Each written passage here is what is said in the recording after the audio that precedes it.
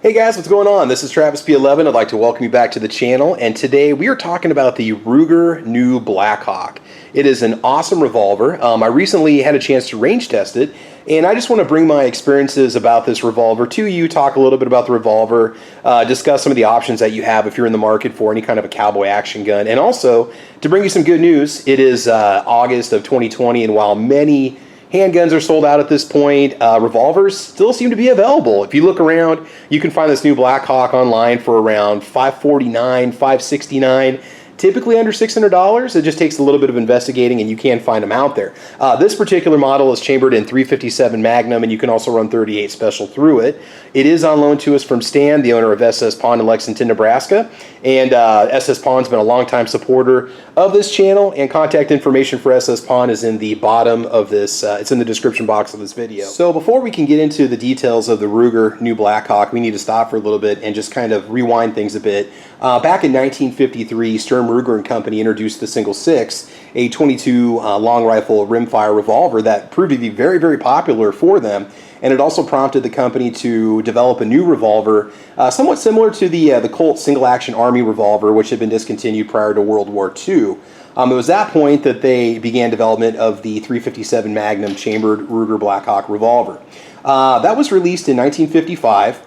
And rumor has it that an engineer from Ruger had been spending time at the range and was finding 44 Magnum casings. And so those casings came back to Ruger, and they had come to the determination that Smith & Wesson was going to be releasing a Model 29 revolver in .44 Magnum. Now, I could be completely wrong about these specifics, but it's kind of a legend. And so when Smith & Wesson revealed their Model 29 .44 Magnum revolver, Ruger had basically revealed their Model Blackhawk at the same time, also chambered in .44 Magnum. And so there was a few changes with these between 1955 and 1962. Blackhawks were simply known as flat top models. Their adjustable rear sights were not protected by ears. By the way, this information is coming from Wikipedia. Extending up from the frame, and they later became the standard. From 62 to 72, Ruger made the 3-screw Blackhawk in various calibers, so called by the number of screws visible on the side of the revolver. So things got a little bit controversial.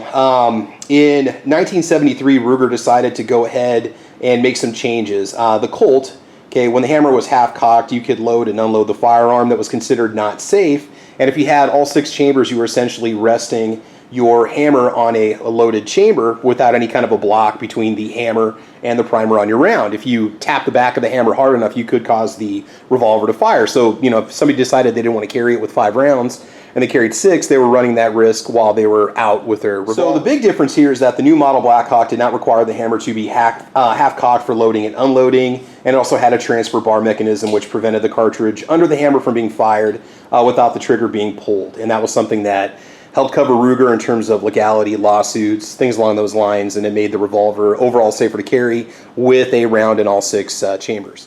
So if we head over to Ruger's website, you see basically 4 different variants of the Blackhawk and a variety of chamberings that are being offered. We're going to focus on the .357 Magnum. This model is the 0316. Now, this model that you see in my video here has the wood grips. It seems like most of the blued versions that you see on Ruger's website now have a polymer grip. And honestly can't tell you if this was an aftermarket option that somebody added, or if this is something that Ruger outfitted this particular revolver with from the factory. Your front sight has a ramp. Your barrel length is 6.5 inches. The material is alloy steel. It's a very robust frame. It can handle definitely some heavy rounds. Capacity 6, rear sight's adjustable. Your twist is 1 in 16 right-handed, finishes blued. Overall length, 12.38 inches. Weight is 45 ounces. Grooves, 8 grooves. Available in California, yes. Available in Massachusetts, yes. With a suggested retail price of $669. Now let's just take a look at it overall and just see what we think about it. By the way, this revolver was cleared prior to being filmed in today's video. We can check all the different chambers. Very smooth, very precise, everything locks together well. And we'll talk about accuracy here in just a little bit. In the hand, very comfortable, very easy to operate, whether you're shooting one-handed or you're using a two-handed grip. Very nice. Again, it's an excellent revolver with a wonderful build. Recoil at the range, completely manageable. I love .357 Magnum anyway. I've always said this, that it's basically a laser bolt basically of a round. It's very precise. Check out your sights there. And again, you've got that adjustable rear sight, which is great, adjustable for windage and elevation. You know, when you're loading it, obviously you do have your plunger that you use here to push out your spent casings, and so reloading can take a little bit of time. Disassembly is very simple. We simply remove this pin and the cylinder is just going to pop out on the right hand side. But yeah, shooting it at the range, very, very comfortable.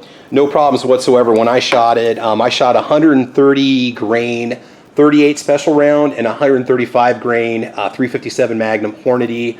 It was either, I believe it was Hornady Custom or Hornady, was not Critical Defense. It might have been Critical Duty. It was one of those two rounds. We'll have to go back and check the video. I'll correct myself here in the video when we get done. And I mean, recoil, other than just the heavy weight of it, the recoil is almost non-existent. There's no shock that goes through your hands. I'd love to shoot this in a 44 Magnum. And looking at the results of my shooting, I think I pulled off some pretty tight groups, just a little over an inch at, what was that, 7 yards if I'm not mistaken. And that was just the first time I ever shot it. If you practice with this thing, there's no doubt that you're going to be, you know, much more proficient shot than me.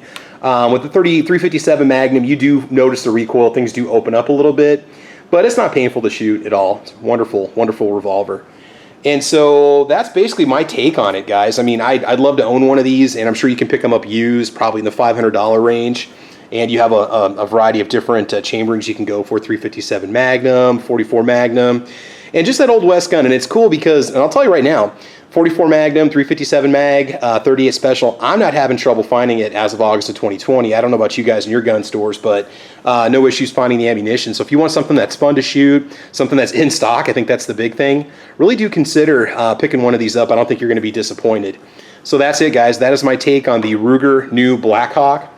Again, special thanks to Stan up at SS Pond for loaning me this revolver. I had a great time with it, and I think it's something that at some point I need to add one of these to my collection. So anyway, guys, that's it. Thanks for watching.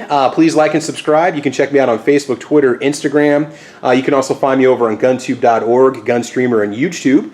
And on Saturday mornings, we do a little podcast called The Caliber Corner. And over at Caliber Corner, we talk guns and ammo, prepping, pretty much whatever we feel like talking about for the week. It's a great show. Check it out, 8 o'clock Central Time. So that's it. I want you guys to have fun, be safe, and as you know, we will talk to you soon. All right, take care and have a good one. Bye-bye.